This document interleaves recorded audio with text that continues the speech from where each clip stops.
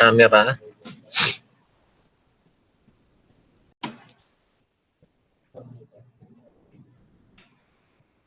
So we will continue our discussion today. Napapakinig ninyo ako. Yes, boss.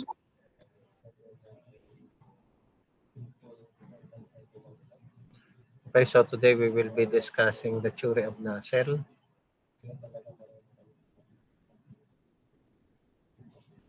So kahapon, isinend ko na sa inyo yung lecture on the theory of Nacelle. So this would be our focus of discussion for today. So kahapon, meron tayong pinanood na video on how the steam turbine work. Okay, nakita natin kung paano umiikot yung blades and shaft ng ating steam turbine producing kinetic energy and likewise converting into mechanical energy. Okay? So nakikita ninyo itong aking slide, isi-share ko.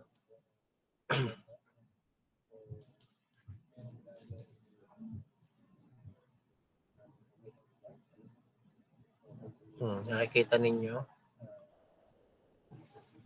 Yes po, sir. Nakikita po. Opo, sir. Okay. So ito yung isinend ko kagabi.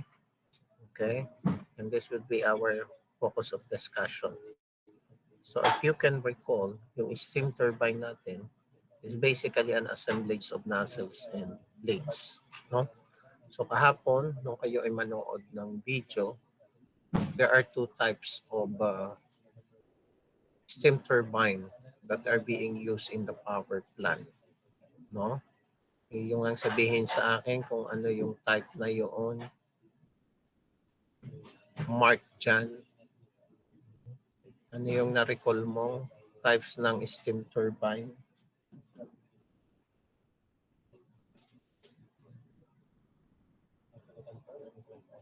Mark Jan. Usapan natin ha. Pag hindi umimik sa patatlong tawag ko, i-remove ko sa call. Mark Jan. Sir, yung na-discuss po kahapon ay yung impulse steam turbine po tsaka reaction po. Yan. So yung impulse at reaction turbine ang ating pinag-compare. Okay? So these are the most commonly used type of steam turbine used for power plant system. Okay? So ano bang nangyayari doon sa steam turbine mo? Paano ba siya naku-convert into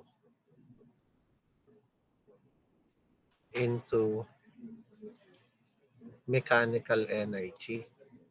No? So kung nakikita ninyo itong aking slides, nakikita ba ninyo ito? Okay.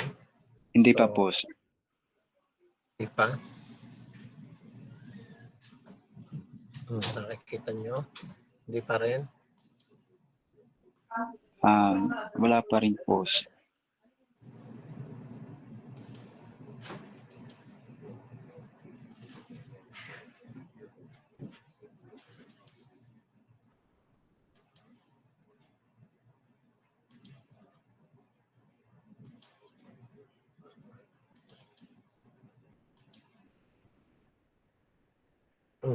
Nakikita na? Yes po, sir. Nakikita na po. Yan.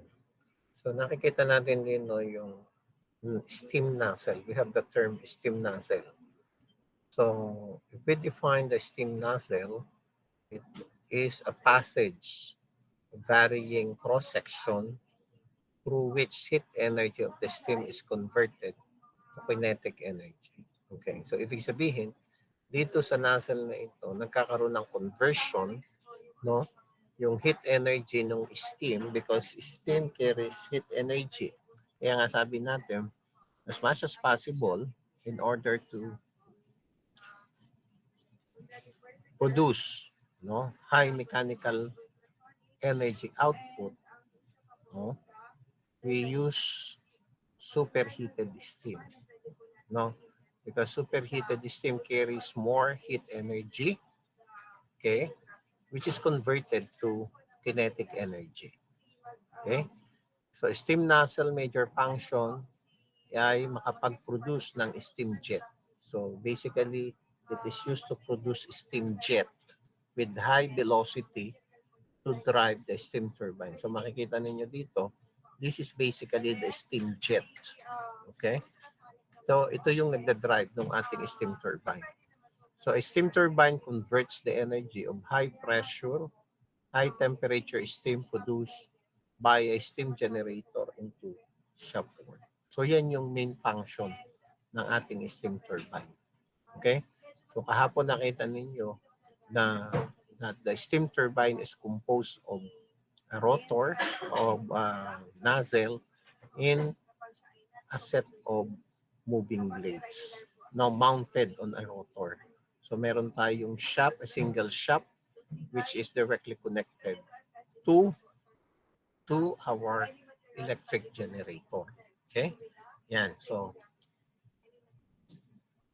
if you are going to take a look dito sa ating definition ng ating nozzle, okay? Nakikita ninyo itong yan. Yan. So, this is good for impulse turbine. This is for impulse turbine. So, meron tayo ditong fixed blades, no? Or curved, no? Curved blades, no? Ito yung stationary blades which serve as a nozzle. And these are moving blades na dito natin pinoproduce or dito natin pinatatama yung ating steam jet, no, para mag-move. Okay? So dito we have your initial pressure, no, is high. Yung P1 natin, the pressure of the steam entering the nozzle, okay, is high. Pero once na siya ay tumama doon sa ating moving blades, bumababa yung pressure. Kaya ang tawag natin doon is basically expansion process. So there is a decrease in pressure. Pero kabaliktaran naman doon sa ating velocity. The initial velocity of the steam is low, and then pag tumama doon sa ating moving blades, tumataas siya. Okay? So velocity increases at the expense of the pressure. So kung titingnan natin ganito, kung i-represent natin siya sa nozzle blades arrangement, this is your nozzle and this is your steam pressure, pababa siya.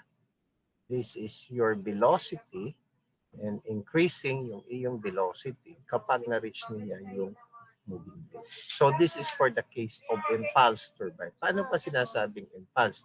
Because pag tumama dito yung steam jet natin, there is an impact or impulse force. Kaya impulse turbine.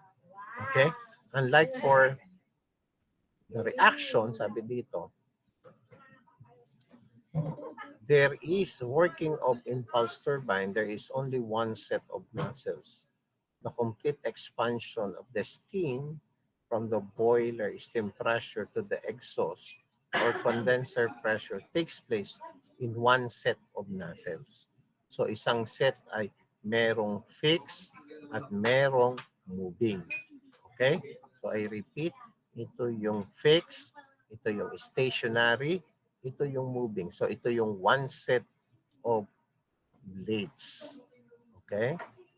So there is only one set of nozzle. Okay? So thus the pressure is in the moving blades chamber is approximately equal to the condenser pressure. So bumaba na siya. So yung lalabas doon na pressure after expansion ay tinatawag nating condenser pressure. The steam enters the moving blades chamber with a high velocity. So ito yon. Ito. mataas yung velocity niya dito. Initially, mababa siya, then tataas siya. Okay? Dito sa point na ito. Yan.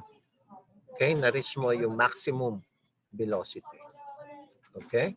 The pressure in the set of moving blades remains constant. The velocity of the steam is reduced as it passes over moving blades, as some of the kinetic energy of the steam is used in producing work on the turbine shaft. Okay? For simple impulse turbine rotational speeds of magnitudes of 20,000 RPM may be obtained. This high speed of rotation will produce high centrifugal force which will restrict the size of the turbine. So ang tawag dito, the De Laval type turbine is of relatively small sizes and hence a small power output.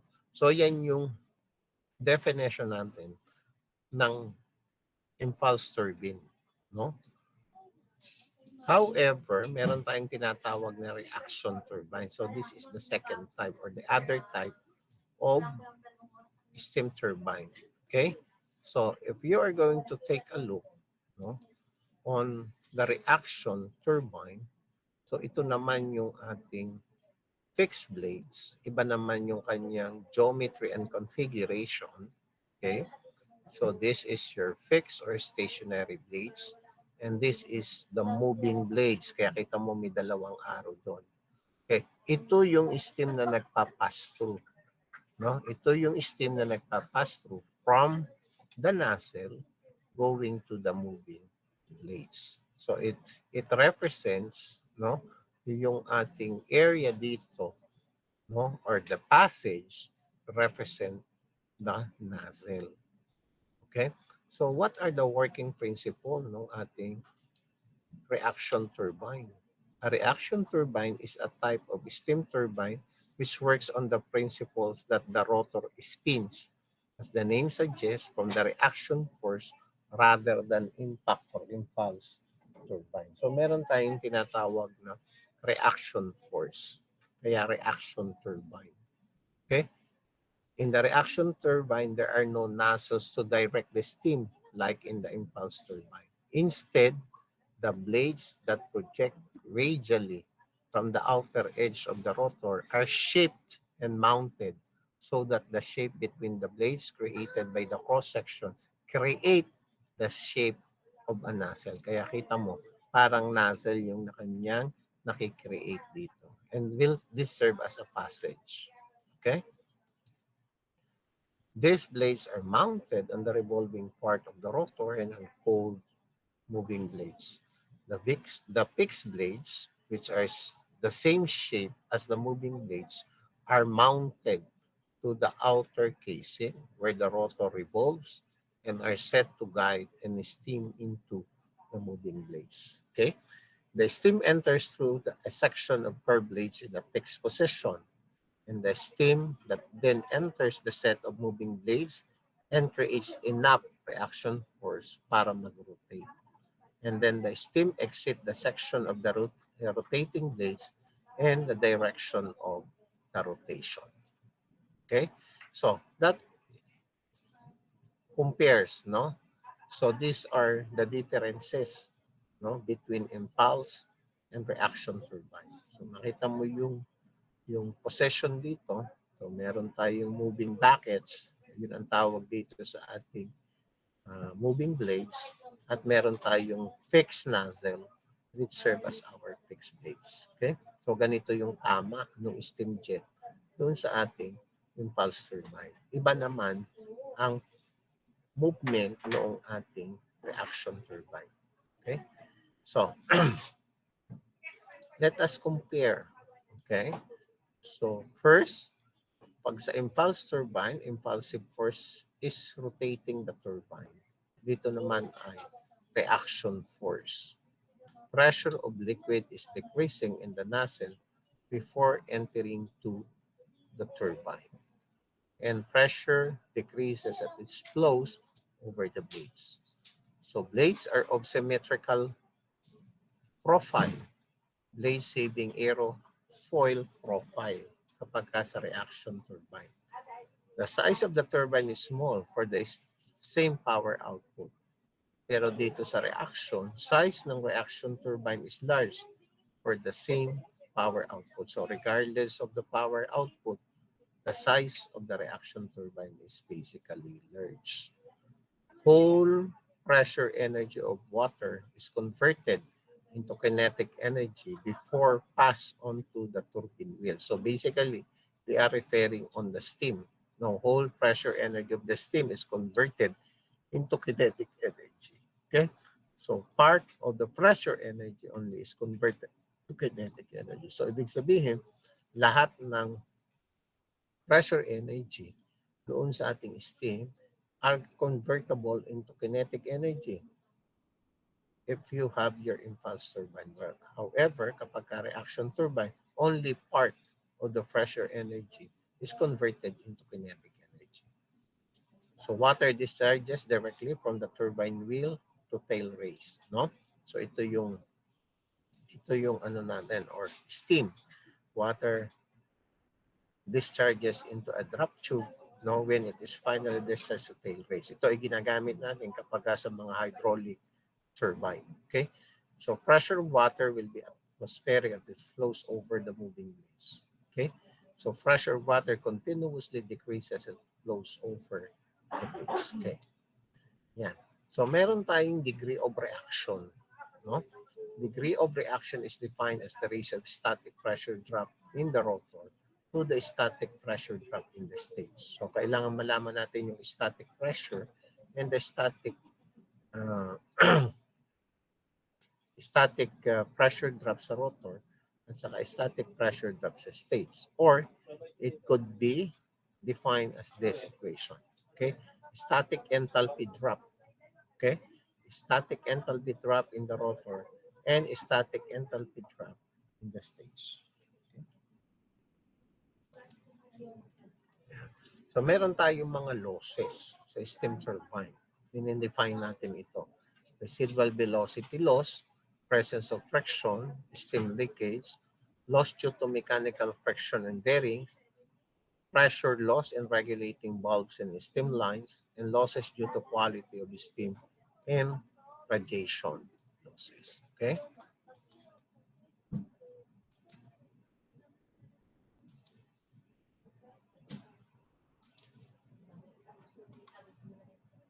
So ito yung link. Yan. Nasa chat box yung link ng ating presentation. Okay, let me continue. Pumunta tayo doon sa ating slides.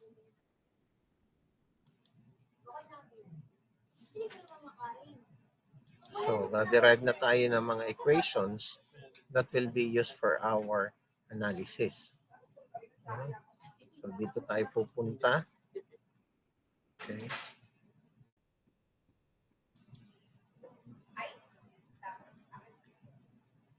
Nakikita ba ninyo ito?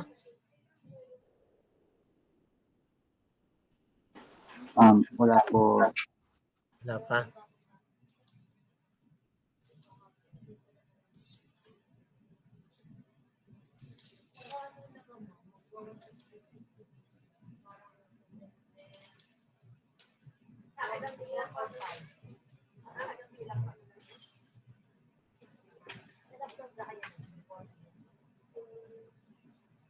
Kita na. Yes po, sir. Nakita na. Okay. So let us continue. So let us derive now.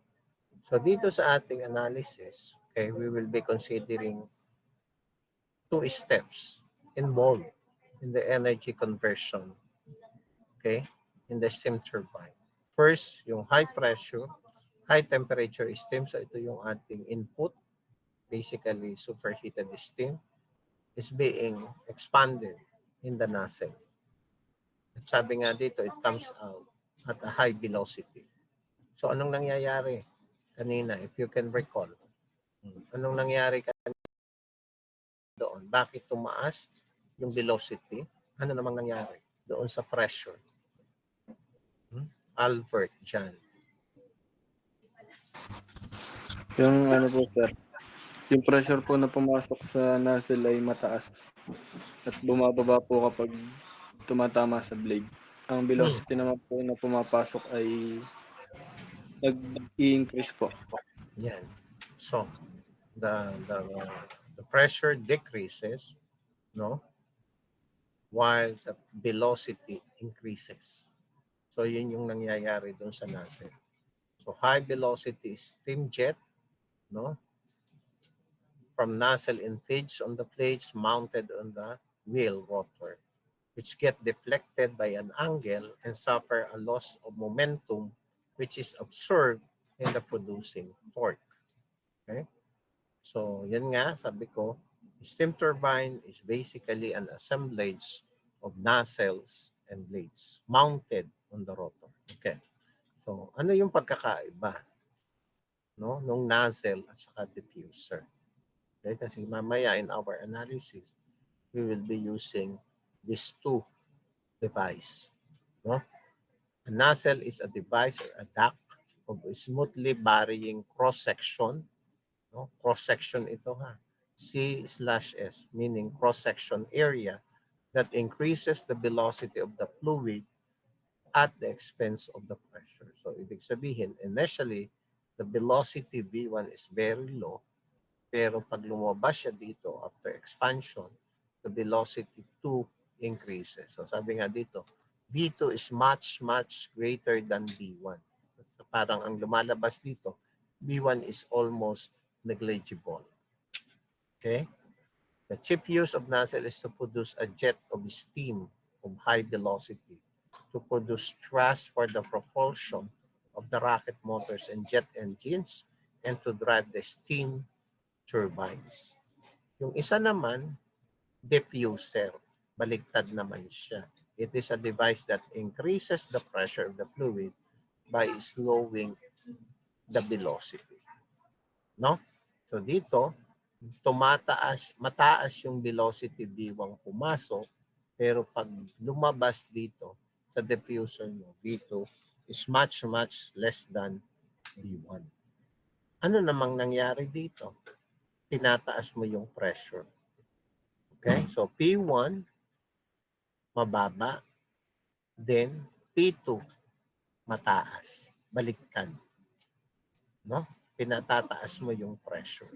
Dito pinabababa mo kasi dito is more on expansion. Dito is more on compression. Okay, diffusers are used in compressors combustion chambers. Okay? So, meron tayong tinatawag na types ng nozzle. Okay, actually, 3 types siya. Okay? Convergent, divergent, and then the third one is convergent divergent. Okay? But most of the time, we are considering convergent and convergent divergent nozzle. CD, yun ang ibig sabihin noon, is convergent divergent nozzle. Okay? Pagka convergent, papaliit yung cross-section niya. Kaya convergent, no? The cross-section of the nozzle tapers to a smaller section. Okay? So, mas malaki din yung cross-section niya, pero sa padulo, lumiliit. So, convergent nozzle. Okay? So, mababa yung kanyang expansion ratio. Okay? Dito naman, sa ating convergent divergent nozzle, makikita natin yung ating throat. No? Dito lang may throat. Pagka dito, walang throat. Okay? Walang throat. Kasi dito, nagiging dalawa yung iyong type ng nozzle. One is yung convergent and then the other one is divergent. Okay? At ang smallest section ng ating nozzle, okay, for convergent divergent nozzle is called throat. Throat ang tawag sa kanya. Okay? The nozzle which converges to the throat, paliit, and diverges upward. So, lumaki naman. It has higher expansion ratio as addition to divergent portion produces steam at higher velocity. Kasi ito yung, kaya ito yung most commonly used type of nozzle sa steam turbine. No? Convergent divergent nozzle. Okay?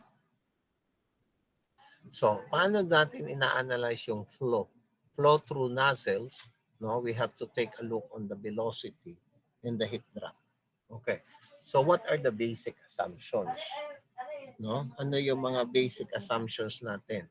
We do consider steady state, no? Steady state conversion. The second is adiabatic boundaries, no? Fluid velocity is very high, so there is no time available for heat exchange with surroundings. Okay? Kaya adiabatic siya. No heat flows, no heat exchanging. Another thing is equilibrium stays at the inlet and outlet, no? So mass average velocities, adequate for calculations, no shop work, and change in potential energy is negligible. Okay. So paano natin ilalagay ngayon dito? Kung ito yung ating nozzle, anong tawag sa nozzle na are? Aring nakikita natin ito, anong tawag din sa nozzle na are? Kimwell. Anong tawag din sa nozzle na are? Kimwell, maala.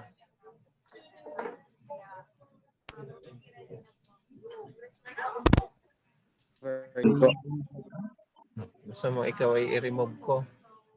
Hindi ka na-imik. Oh, anong tawag din sa nasal na ari? Base sa discussion natin. Naimik po, sir. Oh, pakinig kita. Sige, anong ang sagot, ang tanong ko, ang sagutin mo, Convergent. convergent nasal. So paliit yung iyong cross section. Okay? So, may 0.1 ka dito. Mapapansin mo na this is your 0.1 and this is your 0.2. So ito yung inlet, no? Ang tawag dito ay inlet at ito yung outlet. Kung tinawag mo ang 0.1 na entrance, ito yung exit, no? So inlet, outlet, entrance, exit. No, parang pumasok ka lang at lumabas. Ganun lang kadali ang understand ang ano diyan. Ang procedure. Okay. First, meron kang pressure na pumasok dito, P1. Meron kang enthalpy, H1. At meron kang inlet velocity, V1. Dito naman sa outlet, meron kang pressure P2, meron kang enthalpy H2, at meron kang velocity V2. Okay? So, denoted by subscript 2 yung outlet conditions. Okay? So, P1, H1, V1. P2, H2, V2. Okay? So, paano ngayon natin, if you can recall your steady flow energy equation, no? Yung H1 natin plus your V1 squared over 2. Ano yung V1 squared over 2? Queen. Anong tawag din sa V1 squared over 2? Queen. Nariyang kaga-queen. O absent ka na uli. Hello po, sir. Yes po. Oh, anong tawag din sa B1 squared over 2? At ano naman tawag din sa B2 squared over 2? Anong tawag mo doon? Nariyang kaga.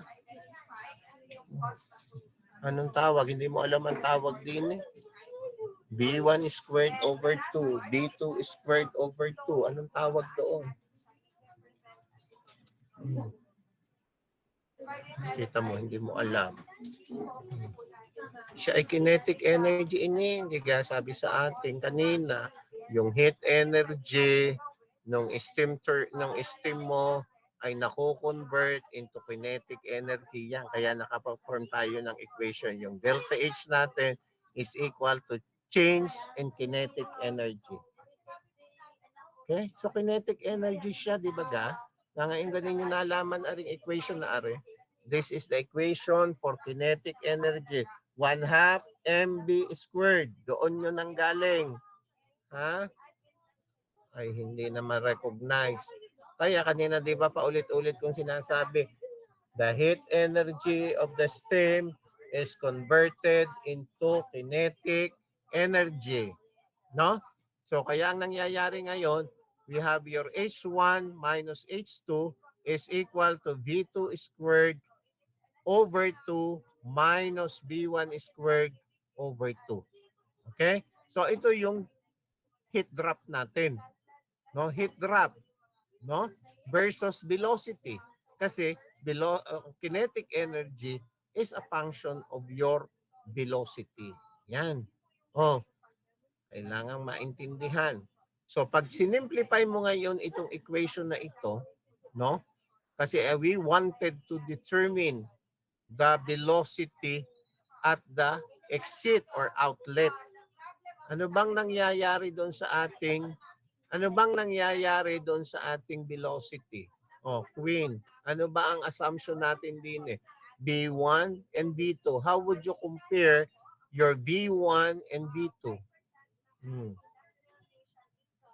Oh, Queen. Queen, nariyan ka ga. Hello po, sir. Yes po, Oh, nandito how po. would you compare B1 and B2 base din sa ating initial discussion?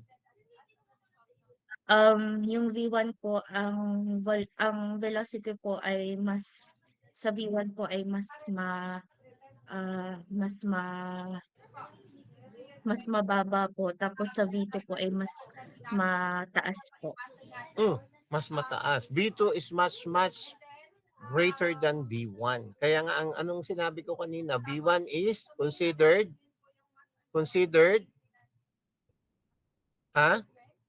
considered negligible. Kaya nawawala siya. So V1 is much less than V2. Kaya ang equation mo ngayon dito, nawala na itong term na ito, B1 squared. No? Ano ang natira? Kung ito kinonsider mong 0, V2 is equal to square root of, o lagyan ninyo dito ng square root of V1 squared plus 2 times your delta H. So anong nangyayari dun sa V2 natin? Nawala yung V1 squared, becomes 0. So square root of 2 times delta H. Ganun lang kasimple yung ating equation for outlet velocity. Okay? So, nahawak ka ninyo yung inyong manual, yung inyong lecture dyan. Hawak ninyo. O, lagyan mo rin ng horizontal, radical sign. O, square root of 2 delta H. Ngayon, kung lalagyan mo, sabi nga dito, enthalpy is usually expressed in terms of kilojoules per kilogram and the velocity in meter per second. So, mag-i-introduce tayo dito ng conversion factor na 1,000. Kaya magiging 2,000 square root of 2,000 delta H. And at ang square root ng 2,000 is equivalent to 44.72.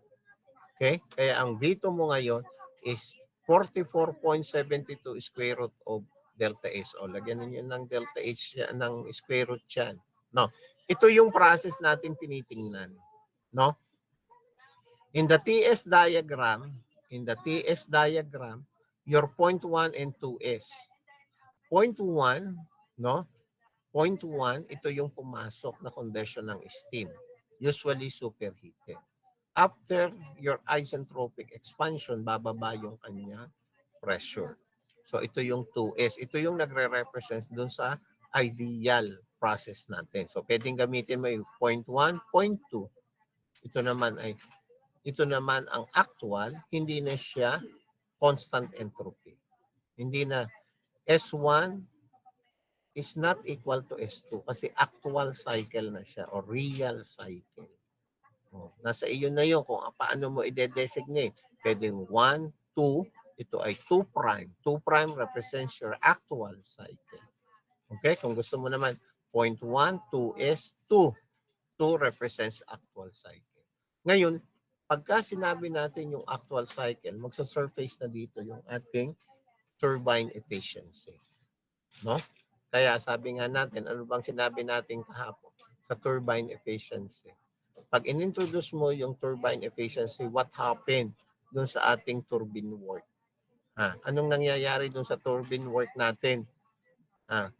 Camille Atienza. Actual work. Ano yung nangyayari doon sa actual work ng turbine pagka ini-introduce natin. If we are working on the actual cycle, what happened to our work of the turbine? Camille Atienza, gusto mong i-remove na naman kita, hindi ka nagpaparamdam dyan bago may pag-chat ako sa akin. Teka, ayaw mong sabihin hindi mo alam ang sagot. Ano ang sagot? Anong nangyayari sa work ng turbine kapag actual cycle? Decreasing po. Ha? Ano? Bumababa. Oh, decreasing. So, pagka actual cycle, lumiliit yung ating work ng turbine. Kaya makikita mo dito sa ating ito yung actual over ideal. Kaya pag minultiply mo yung ideal with the turbine efficiency, which is less than 100%, no, or less than 1, ililiit talaga yung ating enthalpy at point 2. Okay? Yan. So, ang sabi dito, the expanding fluid is a V4. Delta H is called the Rankine heat drop. Yan ang sinasabi ko kanina. Yung heat drop or Rankine heat drop is equal to your change in kinetic energy. At ang iyong enthalpy, obviously, can be taken from the Muller chart or steam tables. Marunong baga kayong gumamit ng steam table or Muller chart? Baka until now, hindi kayo marunong gumamit. Malaking problema yan. No? Malaking problema kapag hindi marunong mag-identify ng state point at hindi marunong gumamit ng steam table. Althea K, ikaw baga ay nakagamit na ng Muller chart.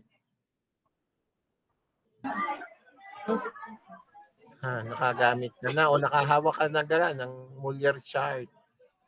Huwag na yung nakagamit, yung nakahawak ka lang. O, iyong ang ipakita sa akin. Kung nasaan ang iyong Muller chart, di yan. Iyong ang hawakan at ipakita mo sa akin. Sabi mo, nakahawak ka na. So, you open your camera and show me your Muller chart.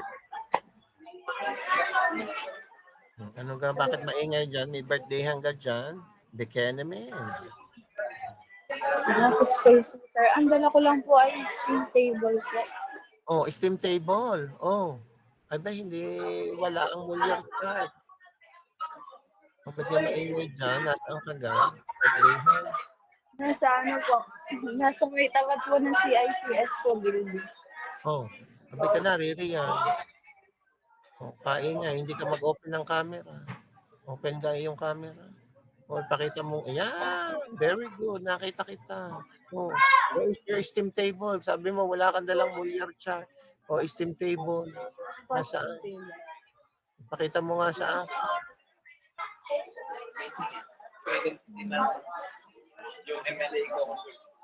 Yan. Usually, sa likod niyan, merong secret packet yan. Naririyan yung Muller chart. Kapag ayaw mo mag-triple interpolation, gagamitin mo yung Muller chart para ikaw ay makapag-determine ng mga values ng enthalpy. Okay? So, yan. Ano ngayon yung ating gagamitin ditong isang equation? We have continuity equation. Sabi natin, along the length of your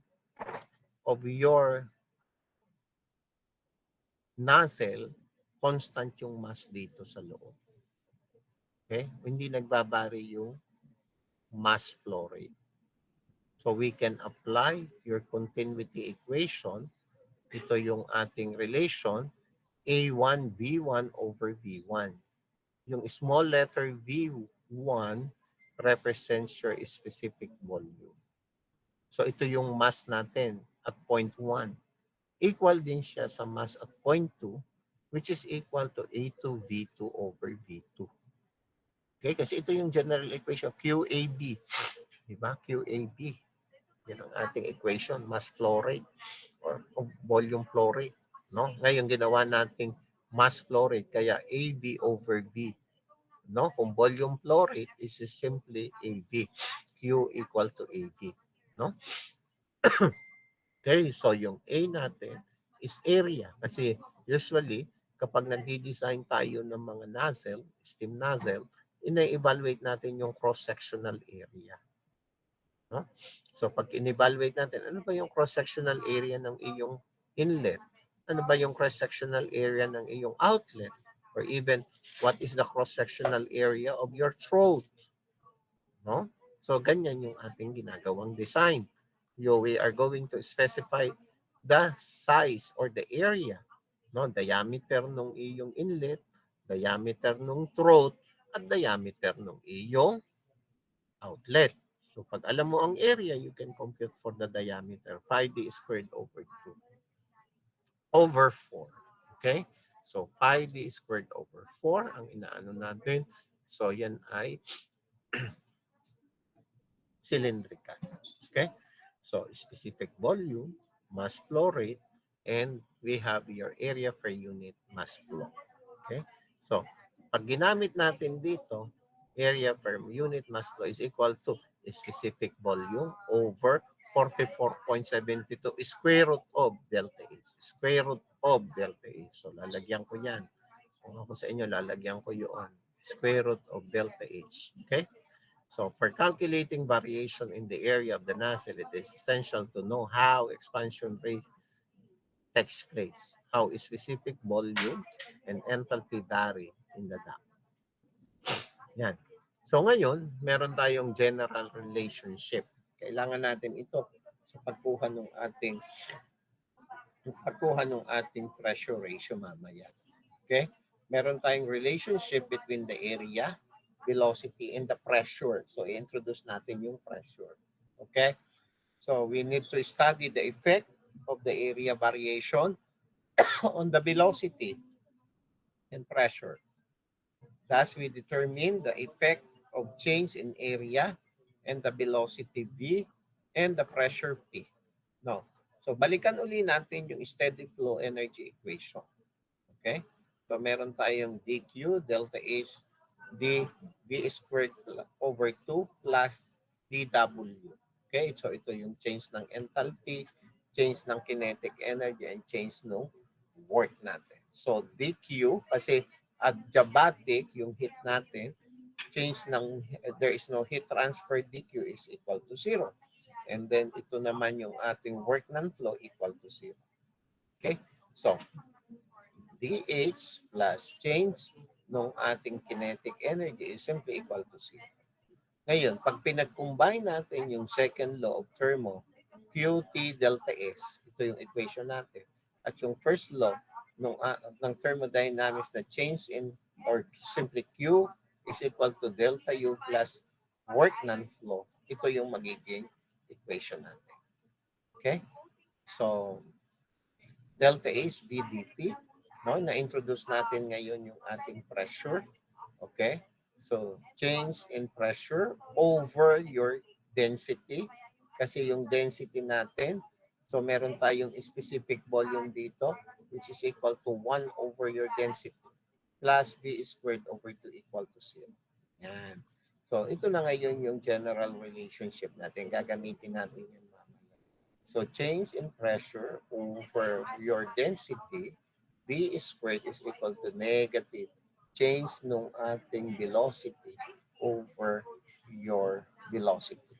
And then we take the logarithmic differentiation of your continuity equation. Yan. So, na-derive ngayon natin ito, no, yung change ng area natin with respect to dP and density. Okay. Gagamitin ngayon natin yung relationship na yun. Sabi nga, area change, yung change ng area mo, ibig sabihin, lumiliit, lumalaki. Kasi yun ay, let's say, convergent from large diameter or large area to small area.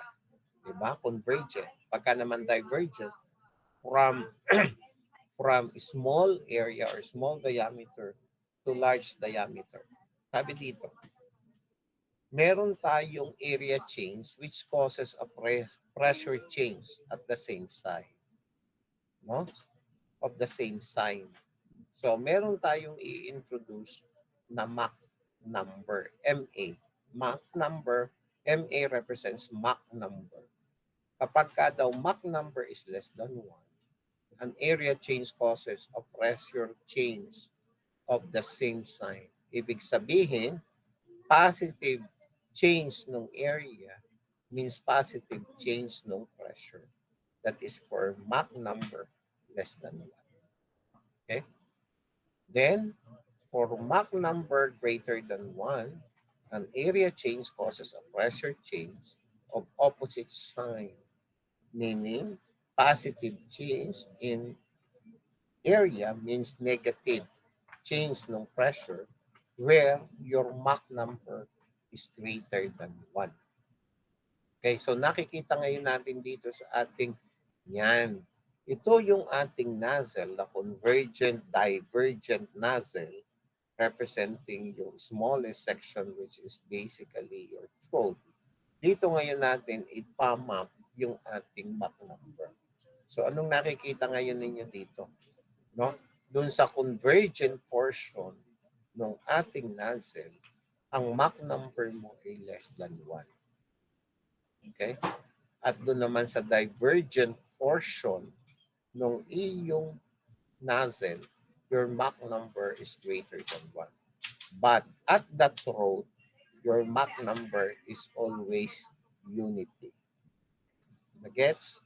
If a nozzle is used to obtain a supersonic stream starting from low speeds at the inlet, okay,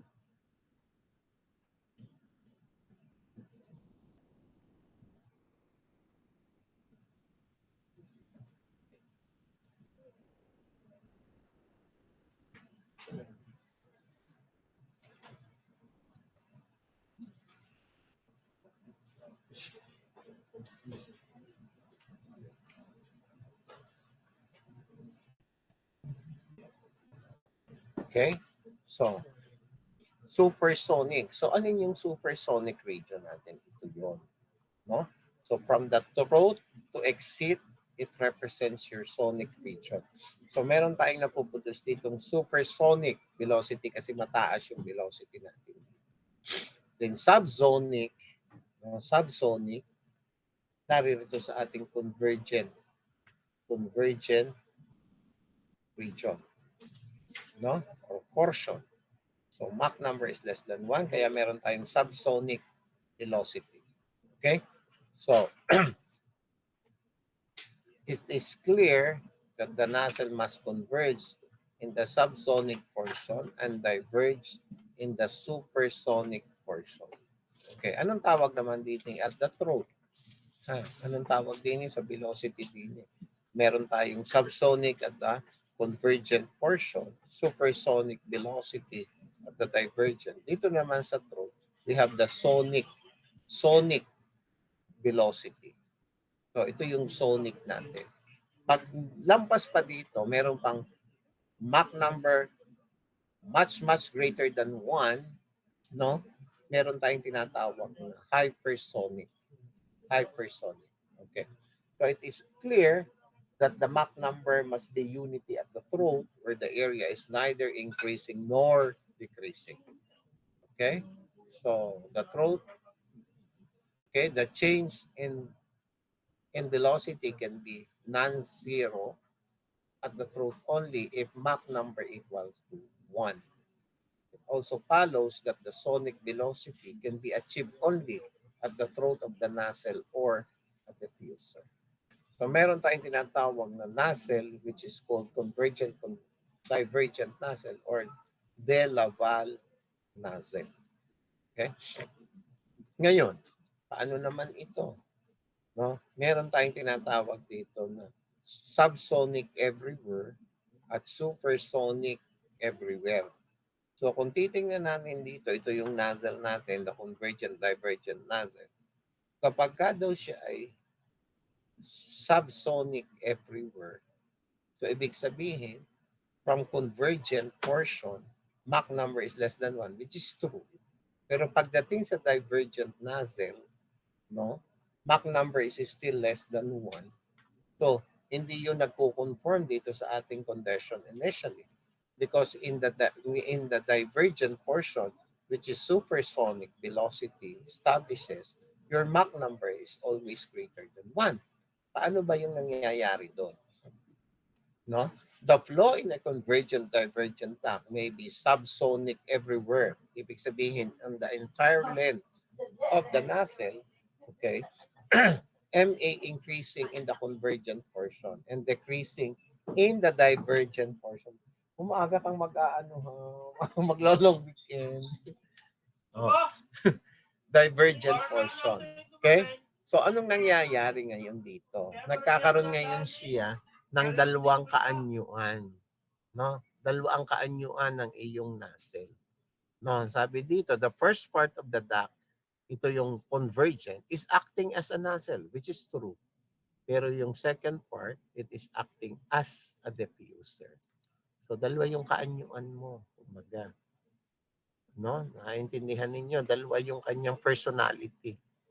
Okay? Kumbaga, Pilipino ako, sa gabi Pilipina. Yan.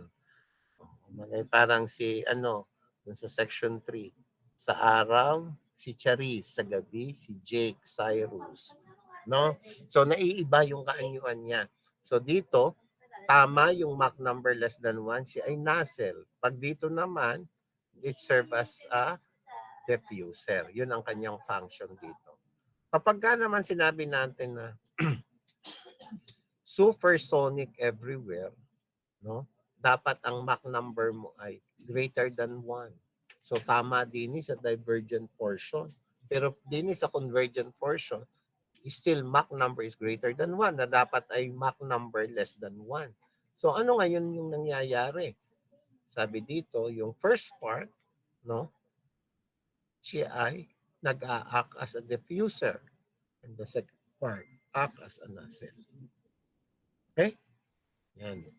So, at least nalaman ninyo yung difference, no? Yung subsonic and supersonic. Okay? So, dito naman sa ating condition for maximum flow through a nozzle. So, we can express that doon sa ating entropy diagram, HS diagram. Pinakikita natin dito yung pressure line, the saturation line, and then the change in enthalpy or yung heat drop natin. Okay? So, gagamitin mo uli the same condition. Bumalik uli ito kasi dapat lagyan mo ito ng square root. B2 is equal to square root of B1. Bumalik uli kasi hindi ninyo nilalagyan ng square root ito. So, B1 much less than B2. Kaya siya ay square root of 2 delta H or B2 is equal to square root of 2 delta H. Yan. Nilagyan mo na ng square root ang iyo. Nilagyan mo na ng square root. Adrian Gamboa. Yes po, sir. Nakita mo nga kung nilagyan mo. Nasaan yung iyong lecture? Baka open pa rin. Adrian. Pakita mo nga. Can you share your screen? Alin ang iyong Yan. B2 is square root of delta H. Yan. So, hindi mo siya makakalimutan. Pag ginamit mo mamaya sa ating problem solving, alam mo na siya ay square root of 2 delta H or square root of 2 times 1,000 delta H or equal to 44.72 square root of delta H. Okay? So, yun uli. The same equation. Yan, inulit lang kasi hindi daw ninyo inilalagay. Okay? So, pag kinompute naman natin itong PB to the N equal to C kasi isentropic expansion, ang tawag natin dun sa N is your isentropic index. Pwede mo rin gamitin ay any symbol. No? PB to the K, that would be fine. Kaya lang, dinidistinguish natin, kaya hindi natin gamitin yung K. Baka mapagkamalan mo siyang air. Now, we are dealing with steam as a working medium. So, PB to the N. N ang ating nire-reference na isentropic index. Okay. Saan natin gagamitin itong isentropic index? So, sa thermodynamics 1, ito yung equation natin. Work, steady flow, negative integral of VdV. Okay, so meron kang limits from 1 to 2. So, yan yung equation natin. Negative N over N minus 1, P2 raised to 1 over N, V2. No? Ano yung V dito? Ano yung V nire-represent dito? V. Ano itong V? Ate V, anong tawag doon? Daniela, ano yung V yun? Daniela, Emery. Ano po, sir? Specific volume po. Yan, specific volume, wag kang malito ha, wag mong gawin siyang velocity, no? Kasi siya ay specific volume or volume. Okay. Yan, so makukuha mo ngayon yung equation, termo 1. Meron ka ngayong mass over area. Ito yung equation natin. Still, yung ating velocity is a function of the square root of 2 delta H. Okay. Ngayon, gagamitin natin ito sa pagde-define ng ating critical pressure ratio. Meron tayong tinatawag na critical pressure ratio which gives the maximum discharge. No? Yung mass flow rate natin. No? May critical pressure ratio natin, critical pressure over P1 is equal to P asterisk over P1 which is equal to P2 over P1 is equal to 2 over N plus 1 raised to N over N minus 1. So pwede mo palang makuha ang iyong pressure ratio kapag alam mo yung isentropic index. Okay? So 2 over N plus 1 raised to N over N minus 1. Yan yung iyong pressure ratio. Okay. So paano natin ngayon i-define yung pressure ratio? Nagbabari siya. Okay? Depende sa type ng ating steam. Hindi natin ginagamit itong 1.4 kasi ito ay for air usually. Diatomic gases ay for oxygen, hydrogen. Ang critical pressure ratio na N ang iyong index, 1.4 is good only for air. No, hindi natin ito gagamitin in our analysis. Gagamitin natin itong sa steam. So, meron tayong super saturated or superheated steam, dry saturated steam. So, ang pressure ratio mo ay 0.546 ang nire-recommend kapag ka superheated steam. Tandaan mo kasi ito gagamitin mo sa exam, hindi yan ibibigay sa problem. You can use 0.546 for superheated steam at ang iyong isentropic index ay 1.4. Kapag ka naman saturated vapor or dry saturated steam, ang iyong pressure ratio is 0.58. Meron ka namang index, isentropic index na 1.135. No? Ngayon, kapag ka ibinigay sa iyo yung wet steam, kailangan alam mo yung dryness fraction X, yung percent quality. Okay? At pag alam mo yung value ng X, you can solve for N. 1.035 plus 0.1x. Ay paano mo naman hahanapin ang iyong pressure ratio?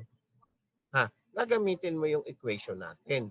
Sabi ko kanina, meron tayong equation na 2 over N plus 1 raised to N over N minus 1. Halimbawa, isolve nga ninyo ito. Let's say for example, you are given the dryness fraction, no? Ibinigay sa iyo wet steam. Ang value ng iyong value ng iyong X, percent quality, no, is halimbawa 0.7. 0.7. Compute for the pressure ratio. Iyong ang anuhin nyo on. 0.7 ang iyong X or 70%. Eunice, iyong ang ipakita ang solution mo. You compute for P2 over P1 or your pressure ratio or critical pressure ratio. Eunice, nariyan ka Okay po, dyan. sir. Wait lang po. Andito po. Sige.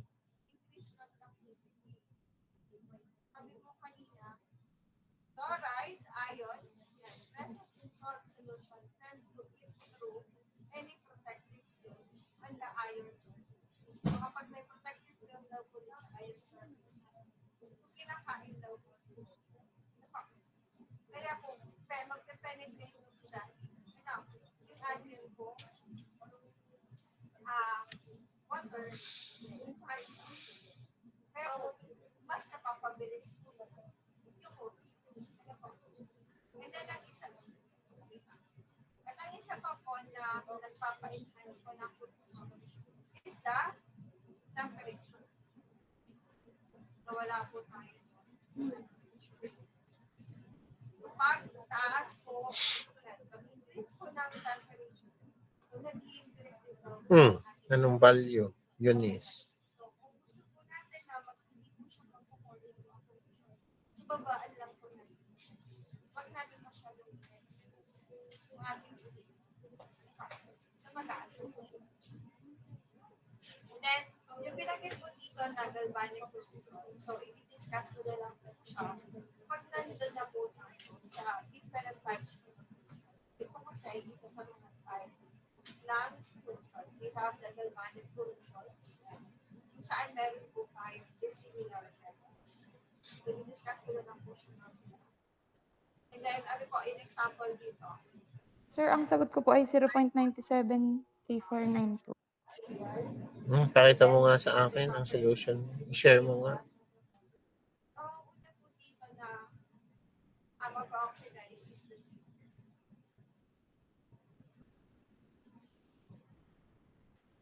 Nag-oxidize po. Una po ang same. Tapos, after po ng process, meron siyang produktong po ng Ano ang na-compute mong N? N po ay 1.105 po. Then, pag Sinubstitute ko po siya dun sa 2 over equation. N plus 1 raised Yes to po. N. Oh, ay Raised anong to N over. nasumagot mo? Ay, N minus 1 po pala. N plus 1 po yung nagamit ko. Wait lang po.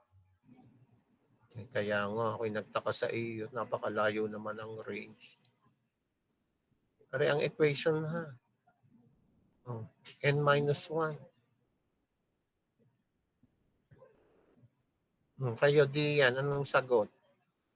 Ikaw, Hana, nag-solve ka ga? 0.5836 po. Yan. So, naroon pa rin sa range niya. So, ganun mo kukomputin ang iyong pressure ratio. Kasi pagka wet steam, hindi ibibigay sa iyo. Bakit? Kasi nagbabari yung iyong dryness fraction. Okay? Kaya yung superheated steam, no, at saturated steam, constant siya. No, constant din yung iyong isentropic index. Pero pagdating sa wet mixture or wet steam, the dryness fraction or percent quality varies. At nagbabari din ang iyong isentropic index, which vary also your critical pressure ratio. Okay, halimbawa, ang dryness fraction mo is 0.6. What would be your pressure ratio? Oh, yung 0.6. Hana. Hana, ikaw kay Nariyan. Candidate kang ma-remove. Yes po, sir. Imik, at nang hindi ma-remove sa call, pag hindi na-imik, nire-remove kita.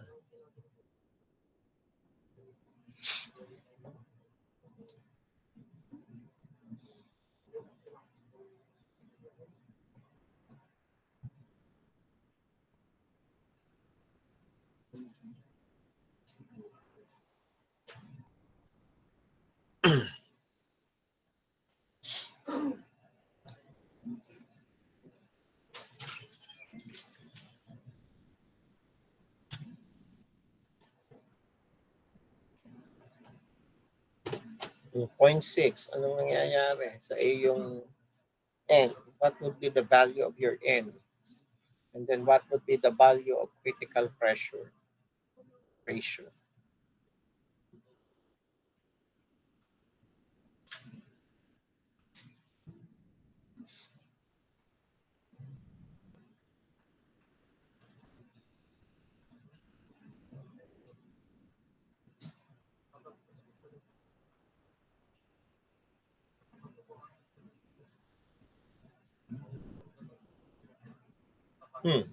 Anong value? Sir, ang value po ng N ay 1.095 po.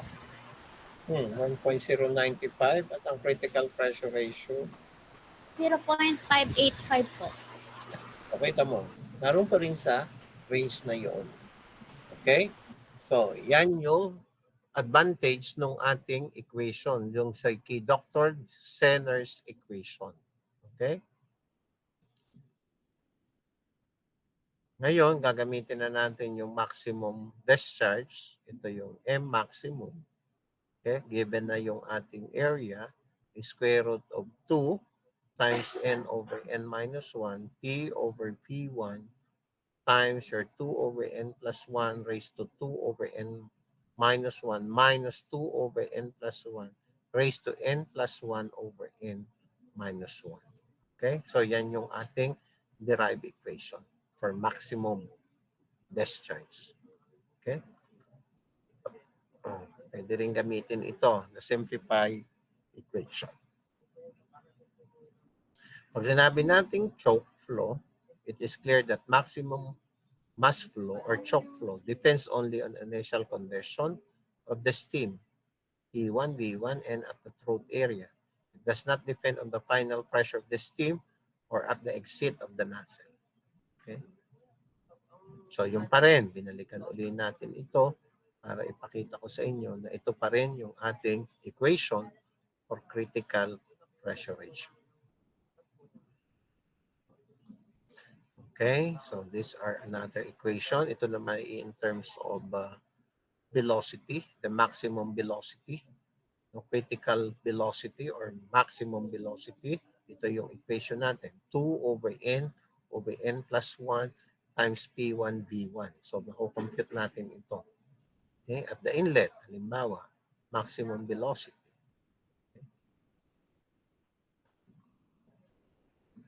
So, meron ngayon tayo ditong efficiency. Sorry for the spelling. Efficiency. Okay? So, meron tayong tinatawag na for steam flowing through a nozzle, its final velocity for a given pressure drop is reduced due to, meron tayong tinatawag na friction.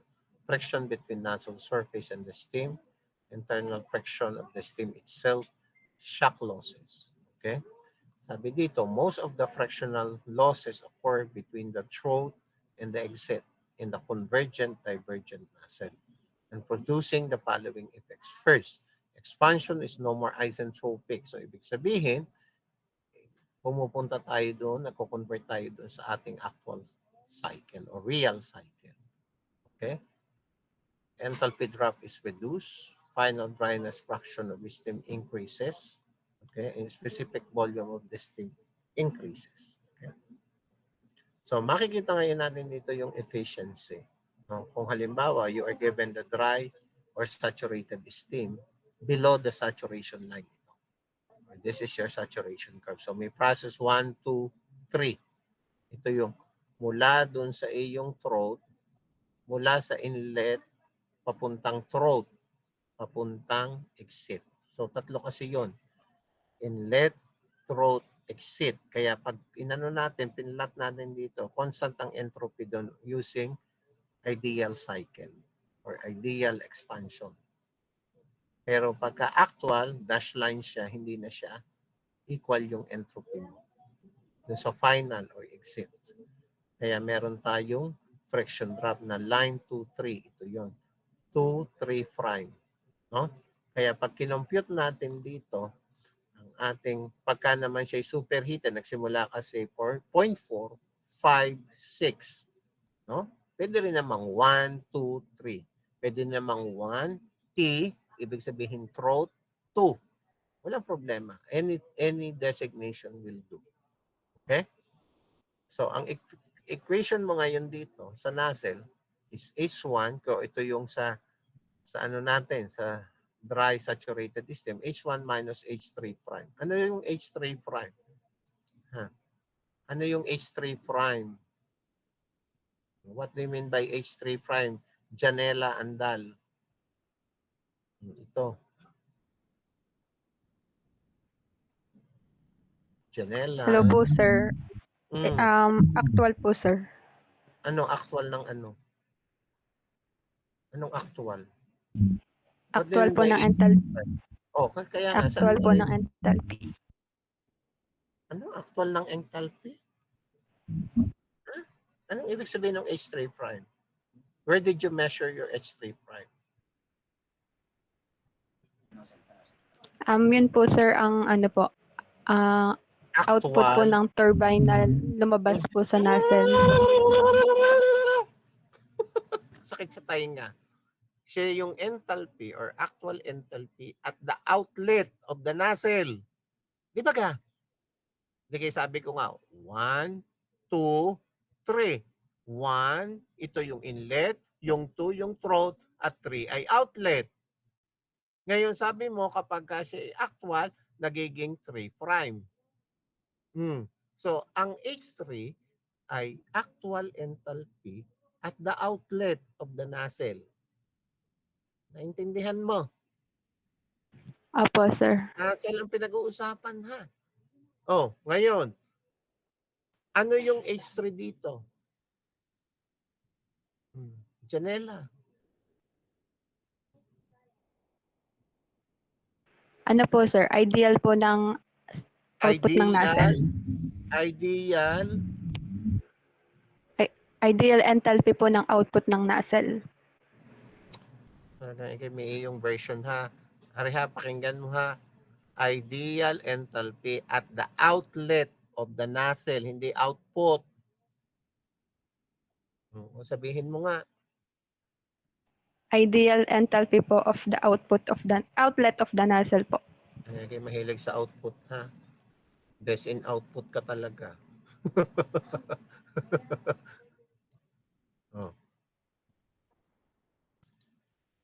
Ito naman. Ano yung H4 pagka superheated steam? Nakikita mo yung H4. Jasper.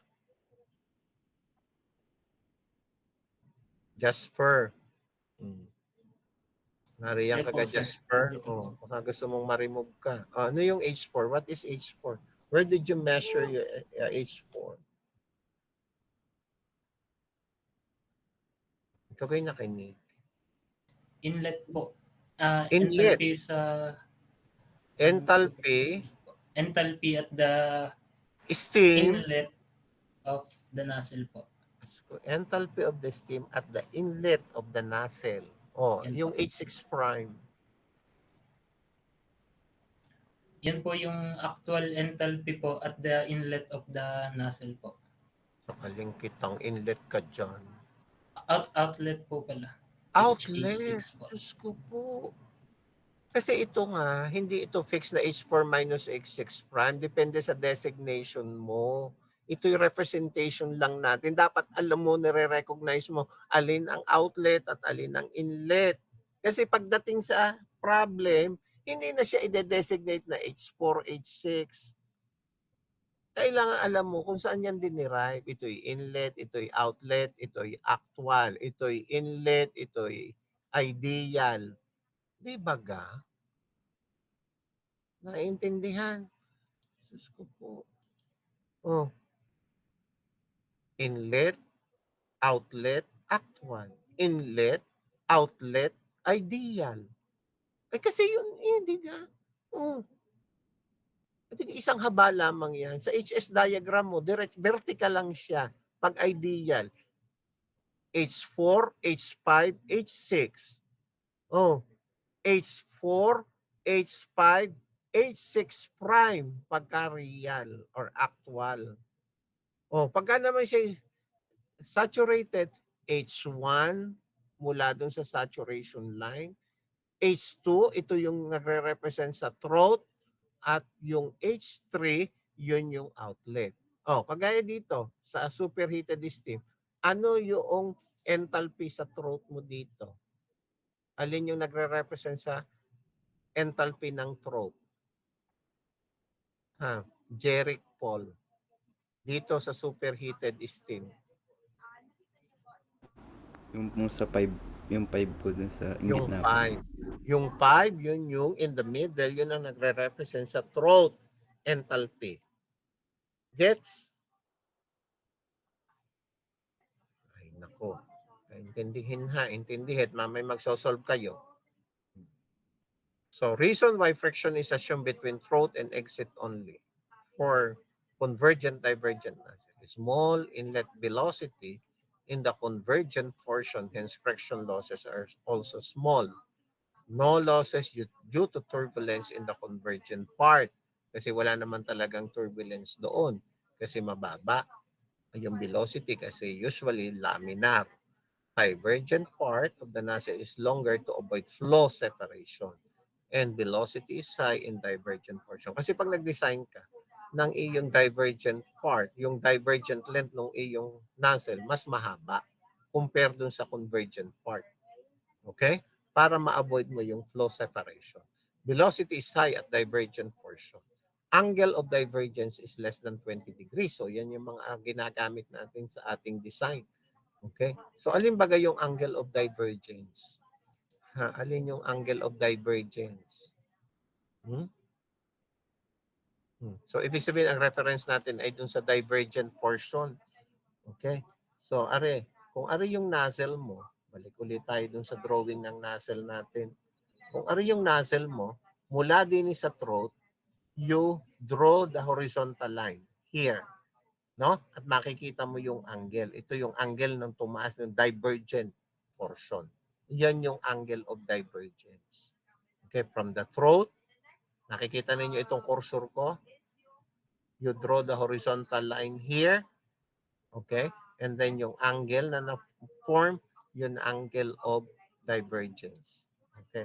Ipakita mo nga sa akin yun. John Ray, mag-drawing ka nga noon. Mag-drawing ka ng nozzle at ipakita mo yung angle of divergence. John Ray Umali. Naririyang ka ga? Yes po, sir. Okay. Drawing Yes ka po, dyan. sir. Pakita mo sa akin. Pakita mo yung inyong ginawa.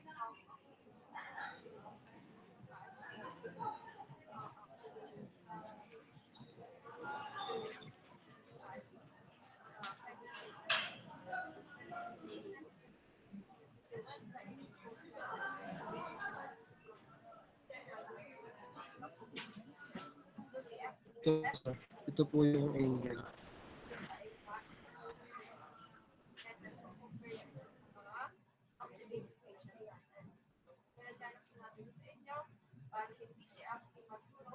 Nasaan? Oh, yan. So, yun ang angle of divergence. Dapat daw ay less than 20 degrees pag ikaw ay magde-design. So, ibig sabihin, yung iyong divergent, yan, ito yung divergent angle mo is less than 20 degrees. Okay?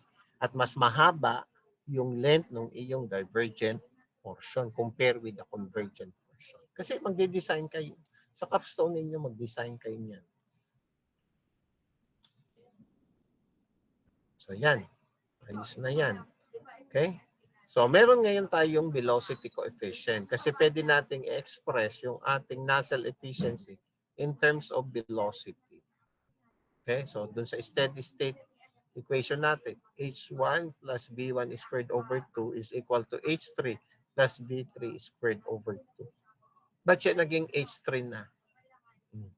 Ba't siya naging B3 na? Anong pinag-uusapan natin doon? Ano yung reference natin? Curl, Vincent. Bakit siya ay H1, B1 squared over 2 is equal to H3 plus B3 squared over 2? Hello po, sir. Rinig po ako. Bakit naging 3 na?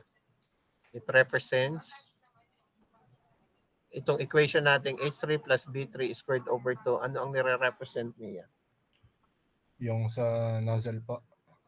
Uy, Diyos dyan naman yung nozzle pa rin ang usapan natin. Yung sa inlet po at outlet.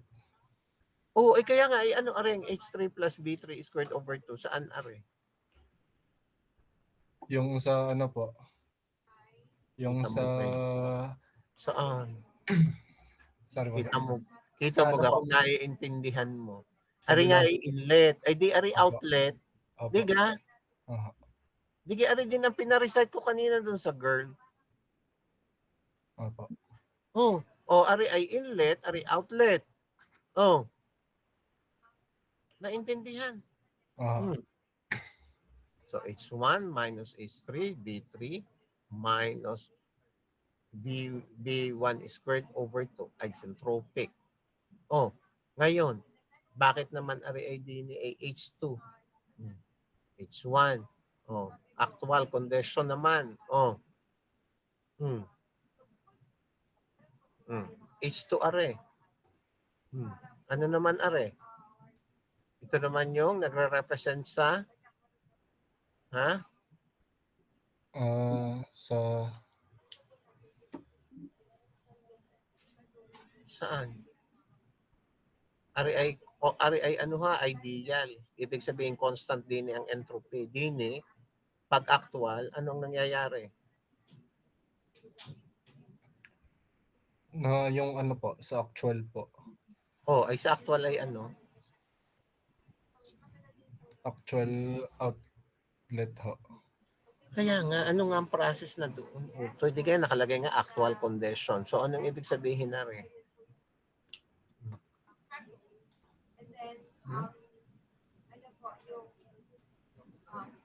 Delta HRA o H1 minus H2.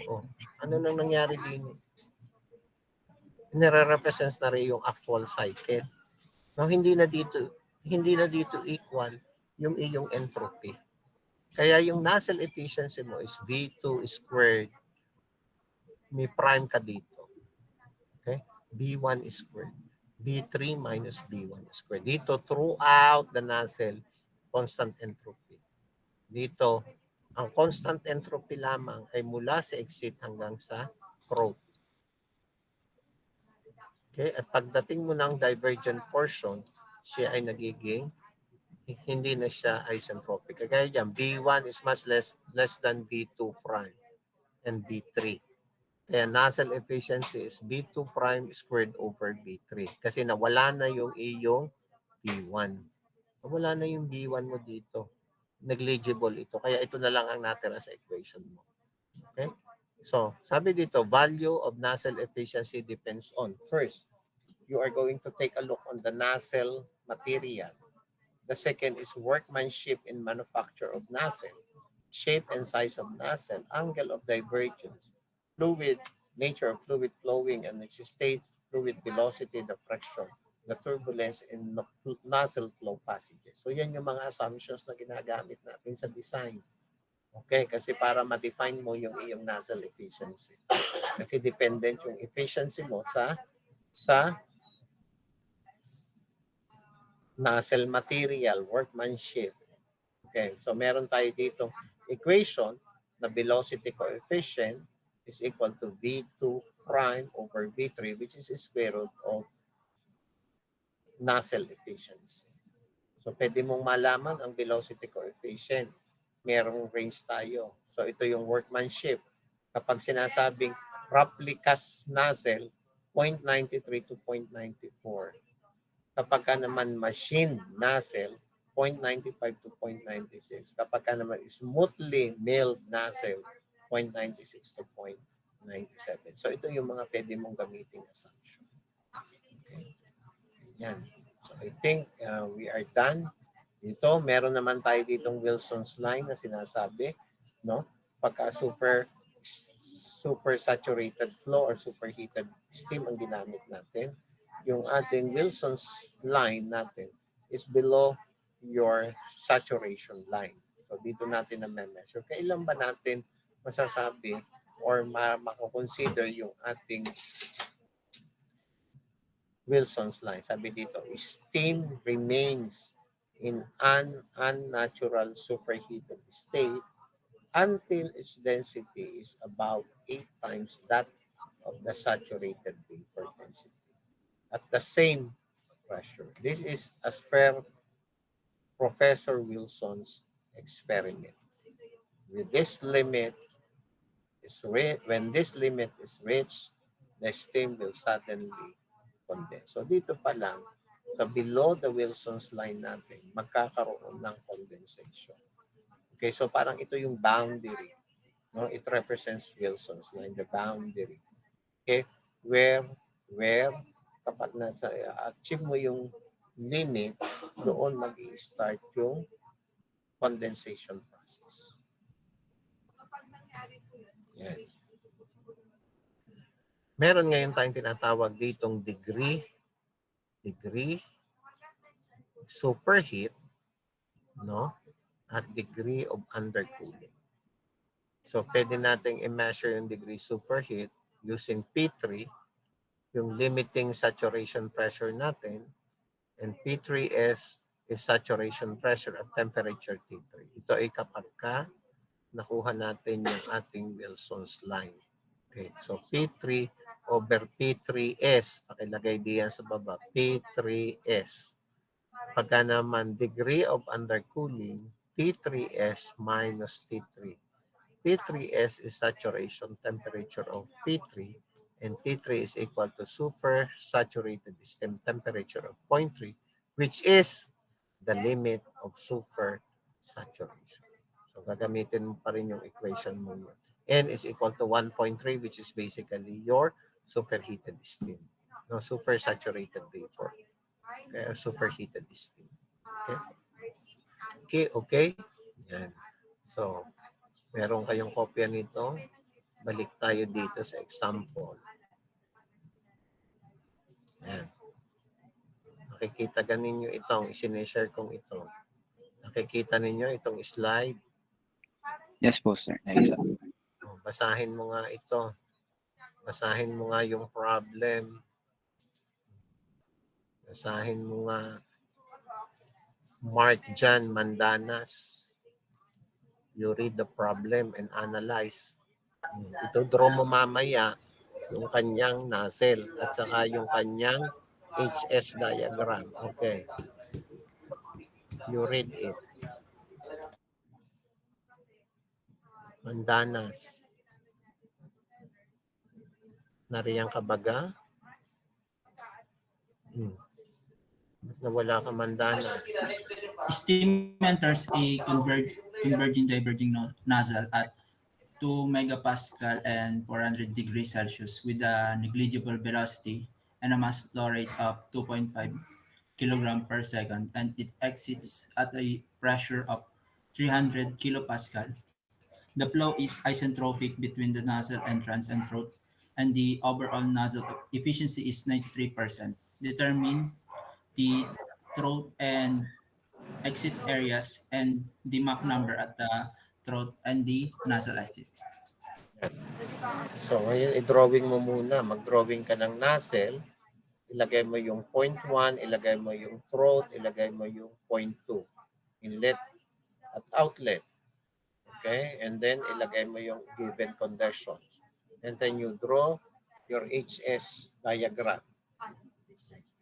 Or TS diagram. Pwede rin. Sige. Go.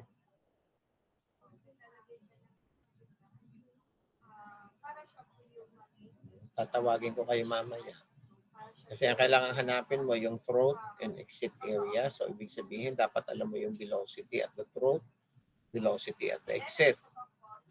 Para makuha mo yung area. Gagamitan mo ng continuity equation. Mach number, ganun din.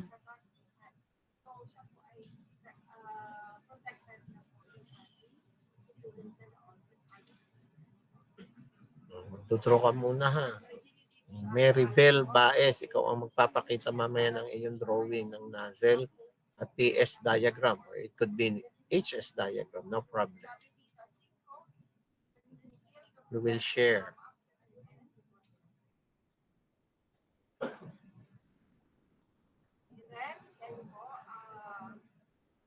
Isa pa po na applications po natin is that ito po, stainless steel. Yan. So, din po natin sa steel po.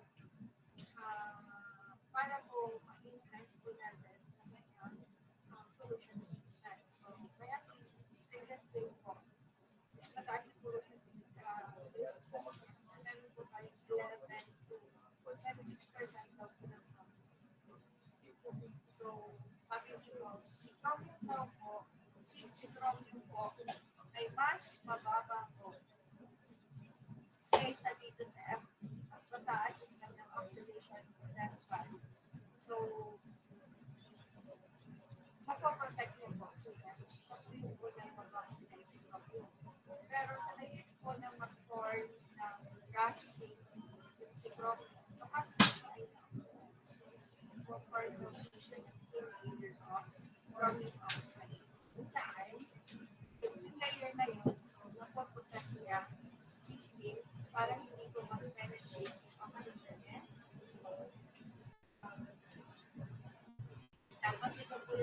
po ng button para protect po natin yung ating graphic. Is to using po the impress current. So, ang ginagawa po dito, yan, natin po sa Steam 5, meron tayo ito gamit po po niya. So, yun po yung dalawang paraan pa rin po para Nakapag-drawing ka na, Mary Bell. Wait lang po.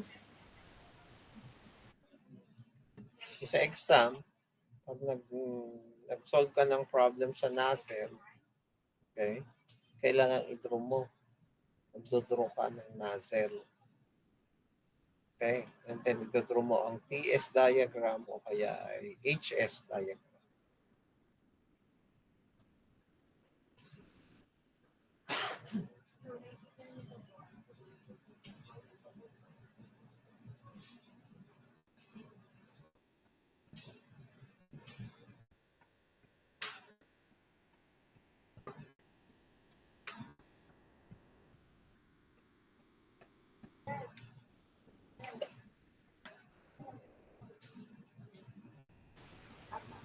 Sir, ito po ang Hindi na ako naman nakikita. Nakikita ko ay mukha mo. Oh. Ano ang inilagay mo dyan? Kasi sabi ko, pag magdodraw ka, ang divergent portion is longer than the convergent portion.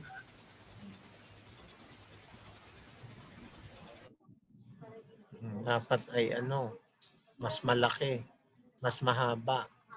Yan. So, yan. Makikita mo dito, may 0.1 ka dito, this is the throat, and then this is the divergent portion. Okay? Yan. So, let us analyze the problem. So, ang kinakailangan nating malaman, ano ba ang area dito sa throat at ano yung area dito sa iyong exit. Okay? So, pinuha muna natin yung pressure ratio kasi ibinigay sa iyo yung P1 at saka yung P2, yung sa outlet natin. 2 megapascal at 300 kilopascal. But if we are going to take a look on the pressure ratio for these two given conditions, lumalabas lang na 0.15 ang iyong pressure ratio, which is much smaller than the critical pressure ratio. Diba? Pagka sinabi natin na critical pressure ratio, meron tayong value, whether it is superheated or saturated steam. No. So meron tayo ngayon dito na tinatawag na 0.546. Alin ito? Sa pinag-aralan natin kanina. This represents the critical pressure ratio for what type of steam? Queen. Saan siya nagre-represent? Yung 0.546. Queen. Queen. Ariyan kaga? O Queen. Baka ito ay Hello po sir, yes po, nandito po. O, ba't di ka nasagot? Baka ikaw ay nariyan na naman sa sa gym at kung ano na namang activity mo dyan. Baka nagme-Mr. and Miss Faculty pa. Tapos na iningha ang mga rampa-rampa dyan. Ito muna intindihin mo. Oh, ito yung 0.056. Saan siya nagre-represent? Itong critical pressure ratio ito. Super saturated steam po sir. Yan. Superheated steam, yan ang sinasabi sa atin. Tama bang siya ay superheated steam? Based on the given condition. Ha? Iyong ang i-check kung siya ay superheated steam.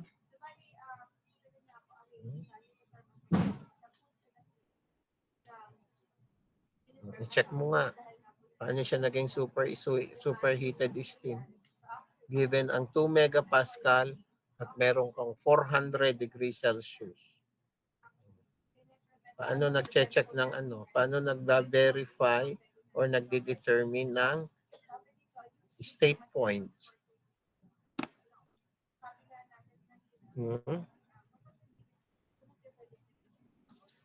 Check mo nga kung siya nga ay superheated at tama bang gamitin yung 0.546. Baka naman siya ay saturated vapor or dry. saturated steam lang.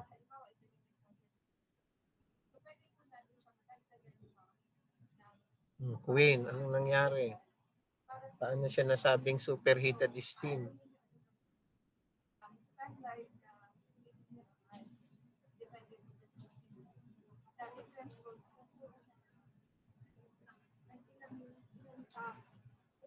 Mas malaki po yung temperature sa temperature saturated po, sir. Ano temperature sa saturated? Anong temperature? Ano yung ang pinagkukumpara mong temperature? Aling temperature ang pinag-uusapan natin doon? Which one are you comparing?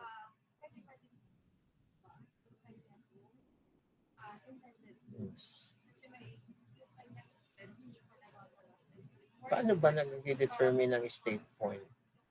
Halimbawa ako ang tanungin mo, sir, paano po ba nag-determine ng state point kapag ibinigay ang pressure and temperature? Tanungin mo ako, go. Ako ang sasagot sa iyo. Sa steam table po, sir. Nakuha pong value ay Siyempre, 212.422 po. Anong tawag doon sa temperature na yun? Saturated temperature po sa pressure po Saturation temperature, hindi saturated. Saturation temperature po ay 212.42 po sa pressure given po na 2 Yan. MPa. So, where are you going to compare that? Saan mo i-compare ngayon yung saturation temperature? Mas malaki po yung T1 kesa po sa... Ang tinatanong ko lang, saan mo i-compare? I-compare mo ga sa akin?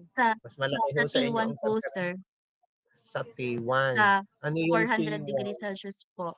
400 degrees Celsius. So you are going to compare the saturation temperature doon sa actual temperature ng steam. The actual temperature of steam is 400 degrees Celsius. And since the actual temperature of steam is greater than the saturation temperature corresponding to the existing pressure, therefore this is superheated steam. Yan. Ganyan dapat. Pag nag-solve ka ng problem, huwag mo lang sasabihin superheated po. Wala ka namang sinabing, since the actual temperature is greater than the saturation temperature corresponding to the existing pressure, therefore, your steam is superheated steam. Yan. So, na-validate mo, na-verify mo na tama pa lang siya ay superheated steam at tamang gamitin yung ating critical pressure ratio which is equivalent to 0.546. Yan. Yan. So ngayon, pwede na natin gamitin ito sa pagkuha ng throat pressure. Paano naman yung throat pressure natin? P throat over P1 is equal to 0.546. Yun yung equation doon. No? Laging nasa ilalim yung inlet. So, P throat. So, ang pinag-uusapan natin dito ay from inlet to throat. Kaya ang pressure ratio mo ay P throat over P1. Okay? Kung inlet to outlet ay di P2 over P1. Yun. Kaya ang iyong throat pressure is 1.09 megapascal. Tama ba ga? Nasabihin siyang 1.09 megapascal. Base sa iyong assessment, Syra May de Guzman. Tama ba na ang iyong pressure dito sa throat ay 1.09 megapascal? Is it realistic? Yes po, sir. Bakit? Since po mas mababa po yung yung pong pressure po sa throat dahil po mas malaki po mas maliit po siya compare po dun sa pressure po na nasa unang part po. Ay, oo nga. Ay, bakit nga? Bakit nga siya lumiit? Ang tanong ko ngayon, why? Is it realistic na 1.09? Bakit nga? Tamang siya mas maliit, pero bakit na lumiit? Because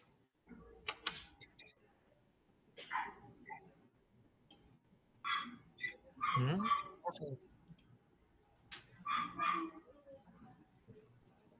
Okay ka muna, hindi mo naiintindihan. Tamang siya liliit kasi nagkaroon siya ng expansion immune. Nagkaroon ng expansion from inlet to throat, merong expansion. So, ibig sabihin, during expansion process, the pressure decreases from 2 megapascal, naging 1.09 na. Hanggang sa, nung nag-expansion siya from throat to exit, naging 300 na lang yung outlet mo. Bumaba na siya. Ito na yung condenser pressure. Yun ang sagot doon. Kasi nagkaroon po ng expansion process. Gets? Okay. Yes po, sir. Thank you po. Ulit-ulit na nating sinasabi kanina yun, nung tayo mag-analyze ng ating NASEL. Ina-apply lang natin din sa ating problem. Okay.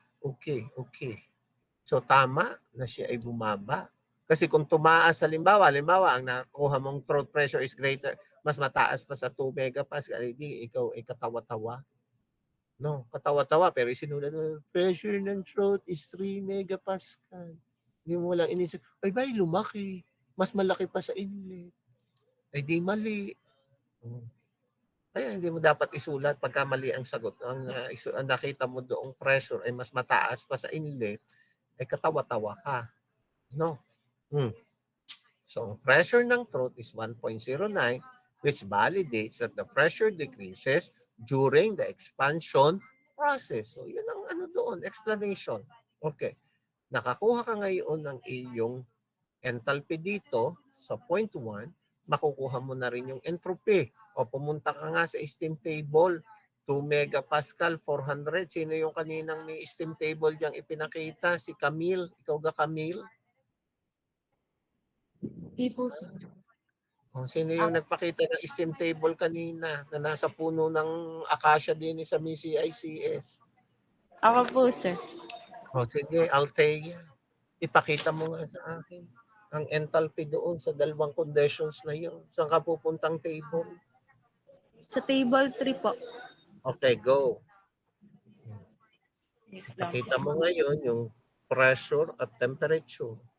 You get your enthalpy. Sa 2 megapascal po ay at 400 degrees Celsius po ay ang enthalpy po ay 3247.6 po. Kilojoule per kilo.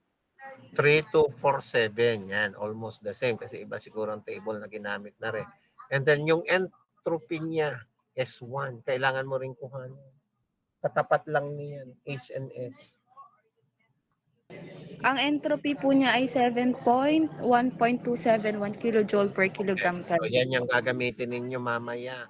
No, i-actual ninyo yung value. Okay. Ngayon, meron kang pressure sa throat, pero sabi mo, isentropic process, S1, ST sa throat is equal to S2. So, ST ngayon ay equal pa rin doon sa S1.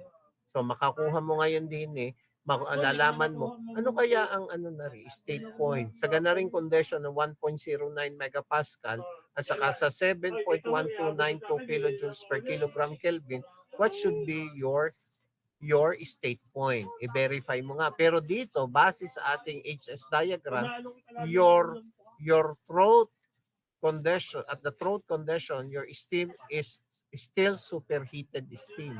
So, i-validate mo nga din paano mo i-validate yan, Althea? I-validate mo nga na siya ay superheated steam pa rin at this condition. Since sa table to po, ang saturation temperature po at 1.09 ay around 184 degrees Celsius po. Since the given temperature is greater than the saturation temperature, it is in superheated. Nagkaroon ka ng saturation na hindi naman temperature ang pinag-uusapan natin, entropy arining kanina. Pwede mong kuhanin ang saturation temperature kasi given ay actual temperature. Pero ngayon, pag kinuha mo ang saturation temperature, where are you going to compare it? Ari na may entropy.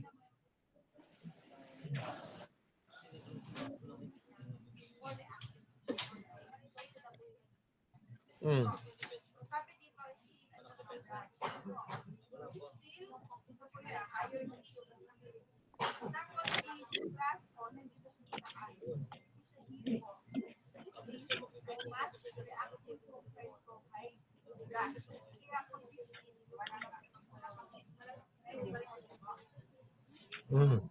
Saan mo? Alin ang hahanapin mo? Siyempre, entropy ang given mo. Eh di siyempre, di rin ka magbibase sa property rin. Ano ang titingnan mo? Hindi pagkakaisdain ay tulingan ha. Kanina, ibinigay live pressure and temperature. Tamang, hanapin mo yung saturation temperature doon sa corresponding pressure. Pero ngayon, ibinigay na ay entropy, hindi na temperature ang hahanapin mo. Hindi pagkakaisda ay tulingan.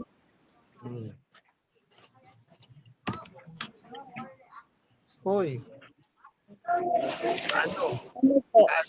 Paano mo i-validate? Oh, J-Lo, Aguila, ikaw naman.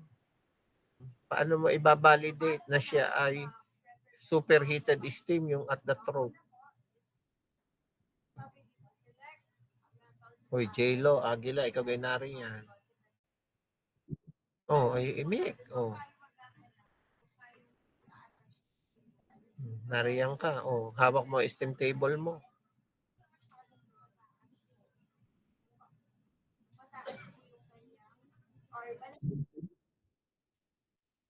Yan. So, tiningnan mo yung kanyang SG, kukompare mo dun sa entropy na given at the throat. No? S is greater than SG or SG is less than S. Is less than SF. Therefore, superheated siya. Okay? So, dun ngayon, sa table 3, kukuhanin mo sa pressure na 1.09 versus 7.1292 yung enthalpy. Yan. Magkakaroon ko ngayon diyan ng triple interpolation. Palagay ko. You do the triple interpolation to get your entropy at to get your enthalpy at the throat and your specific volume at the throat. Kailangan mo yun. Okay? Para ngayon, magagamit mo sa equation na ito. Yung D throat is square root of 2 delta H. No? So, pinag-uusapan lang natin din ay ariha from inlet to throat. Oh, ginamit lang natin yung equation natin. Hindi B2 kasi kanina ang assumption natin ay from inlet to outlet. Ngayon, ang assumption lang natin ay mula sa inlet hanggang dun sa throat lang. Kaya ito yung equation natin. Okay, please check. Please check. Pag nakuha natin yung ating velocity sa throat, we can use continuity equation para ma-compute natin yung area. So we need also to determine the specific volume at the throat given these two conditions. Okay? Yan.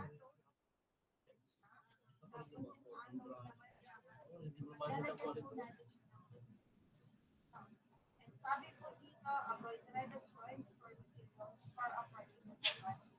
Palis ka po na lang po siya. Sa number 1 natin, ha? Okay. Oh, okay, check kung tama. Ang area daw sa throat ay 10.33 cm squared. I-isolate natin. So, gagawin natin i-isolate. Maglalagay tayo ng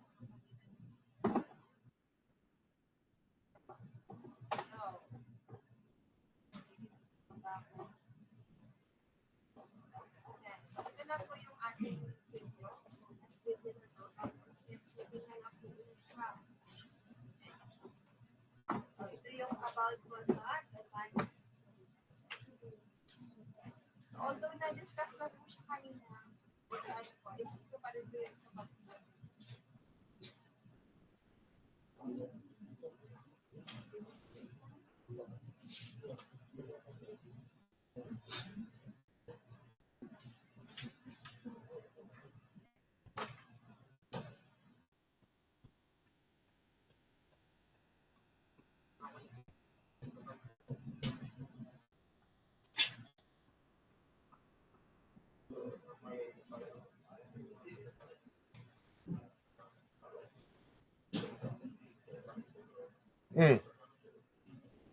Nakuha ninyo. yung velocity ng throat. Kasi iyan naman ay purely pag-determine lang ng mga enthalpy, specific volume and entropy. No? Ay hindi ko naman pwedeng i-detail sa inyo kung sa isang paglalano kasi iyan na may thermodynamics. Application lang yan doon sa ating equation sa nozzle. Wala ka namang turuan ko pa kayo ng paghahanap ng enthalpy. Sa thermotuyaan. Pagdating naman dun sa state point 2S, ito yung ideal pa rin natin. Kung titingnan ninyo dito sa ating process 1 through 2S. Given siya, 300 kilopascal. Meron kang S2S ngayon. Siya ay wet. Wet siya. Wet steam. Kaya dapat makuha mo dito yung dryness fraction na X. No? So gagamitin mo pa rin yung entropy para makuha mo yung X value and likewise para ma-solve mo yung H2S. Kasi yung H2S is equal to HF as plus X HFGS. Kasi dito mo hahanapin yung HF at saka HFG dito sa P2. Dapat alam mo yung X nakuha mo dito sa equation na S1. S1 is equal to SF plus X SFG. So kukuhanin mo yung X value natin. Okay? So, yung SF at SFG dito natin kukuhanin sa 300 kilopascal. Okay. Let's check the value for enthalpy. Dito yan sa point 2. Ito na yung nasa outlet natin. Naririto na ang pinag-uusapan natin kasi hahanapin natin yung cross-section area. Ngayon may nozzle efficiency tayo. H1 minus H2, no? Ang H2 natin yun ang ideal, actual, ang H2S yung ideal. So actual over ideal. No? H1 minus H2, H1 minus H2. Actual over ideal. Okay? So isa-substitute mo, you solve for H2. And then H2 versus P2, makukuha mo na si V2 and S2. Gagamitin mo uli ngayon dito. Ang iyong velocity ngayon at the exit is square root of 2 delta H. H1 minus H2 na, hindi na throat kasi kanina ang pinag-uusapan lang natin hanggang throat. Ngayon, mula inlet hanggang outlet na diretso siya. Nakuha mo ay 29.8 meter per second. Please check on this.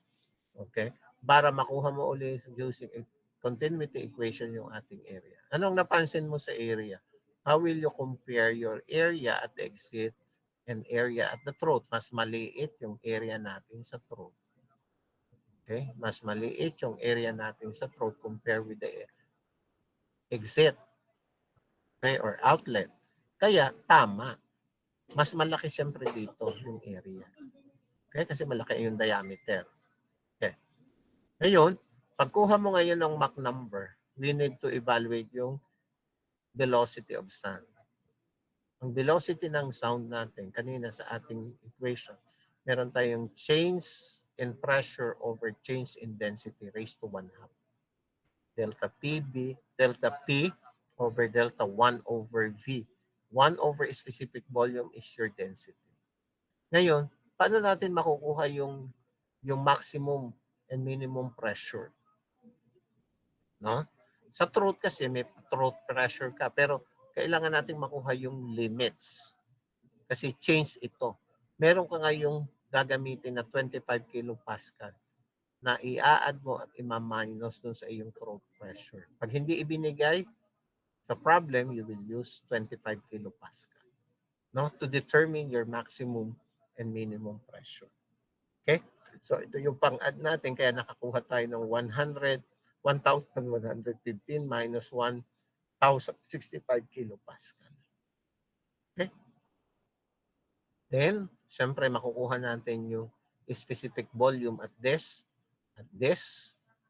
pressure. So, ganun pa uli. Dapat marunong kang kumuha ng specific volume. Nabago na yung iyong throat pressure from 1.09 naging 1,115 or 1.115. No? So, kapareho ng pagkuha ng specific volume mo kanina, ang iyong dito sa throat, Yan. Yun. Ang gamit mo dito ay 1.115 megapascal versus 7.1292 kasi hindi magbabago yung iyong throat pressure. Makukuha mo yung V1. Likewise, dun sa maximum naman, ito yung maximum rather, dun sa minimum naman, no? Kasi ito yung maximum, ito naman yung minimum, ganun pa rin. 1.065 versus yung throat entropy, hahanapin mo yung specific volume. So, ang dabi dito, sa throat natin ay ang ating steam ay superheated steam, kaya ito ay sa table 3 kinuha. Kaya makukuha natin yung speed of sound which is 584.6 meter per second. Actually, mahabang procedure ito. Kailangan ito i-check, i-validate ninyo. At pag hindi ninyo nakuha yun, hindi ka makakasolve ng C. No? Hindi ka makakapag-solve ng C. Kailangan makuha mo ito. Okay? Pag nakuha mo yung V natin, pag nakuha mo yung C, meron ka ng V kaninang na-solve. At siya ay i-divide mo with your velocity of sound. Ang Mach number mo ay 1.002 or equivalent sa 1. Tama ba na ang Mach number mo at the throat is 1? Ha? Tama ba? Ha? J-Lo. J-Lo. J-Lo. Oh, ano ba sabi natin kanina? Mach number equal to unity at the throat. Ang na-solve mo is 1.002 which is equivalent to 1. No, so tama. Tama siya na Mach number mo at the throat is 1. Pagka naman doon sa exit, meron ka uling maximum minimum. So, ang exit pressure mo ay 300 kilopascal, you add 25 kaya magiging 325 kilopascal. Yung isa naman ay 300 minus 25, magiging 275. So, yun yung iyong minimum. Minimum. Okay? At 325, you compute, you determine your specific volume. At 275, you determine your specific volume para makuha mo yung C.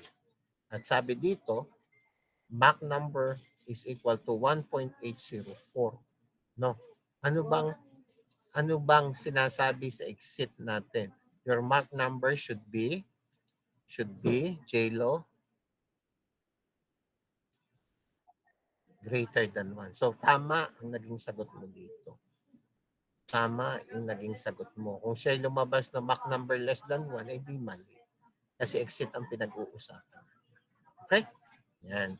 So, ito yung sit work natin gagawin.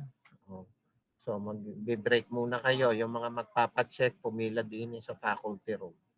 Pero ito yung gagawin ninyo mamaya after pag nag-resume tayo.